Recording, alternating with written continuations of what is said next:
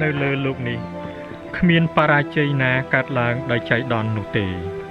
គ្រប់ស្ថានភាពបរាជ័យទាំងអស់គឺកើតឡើងពីមនុស្សខ្លួនឯងហើយគ្រប់ជោគជ័យទាំងអស់សុទ្ធតែអាចកើតបានហើយសូមអ្នកឈប់ជឿលើព្រហ្មលិខិតទៀតទៅបរាជ័យគ្រាន់តែវិញ្ញាសាមួយដែលប្រាប់អ្នកពីចំណុចអន់របស់អ្នកប៉ុណ្ណោះហើយវាក៏ជារសជាតិមួយដែលមនុស្សសាមញ្ញមិនមានឱកាសភ្លក់រសជាតិនោះដែរបើអ្នកមិនហ៊ានបរាជ័យអ្នកក៏គ្មានឱកាសជោគជ័យដែរបរាជ័យនេះហើយដែលជាគ្រូរបស់អ្នកខ្លាចបរាជ័យប្រៀបដូចខ្លាចគ្រូបង្រៀនហើយបើខ្លាចការរៀនមានន័យថា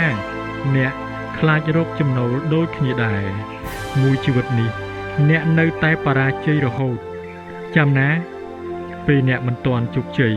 សម្ដីអ្នកគ្មានតម្លៃទេ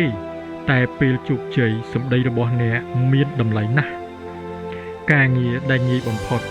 គឺជាការងារដែលទន់ខ្សោយបំផុតរៀនលំបាកខ្លះទៅទើបជោគជ័យងាយគឺជាគ្រោះថ្នាក់ដែលមនុស្សភាគច្រើនបានឆ្លងកាត់រឿងដែលលំបាកគឺជារឿងដែលអ្នកដទៃនឹកឃើញមិនដល់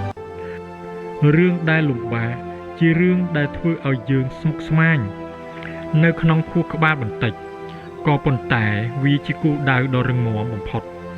ដែលធ្វើឲ្យយើងអាចប្រឈមមុខគ្រប់បញ្ហាទាំងអស់នៅពេលដែលយើងដើរលើវិថីមួយដែលគ្មានគូប្រជែង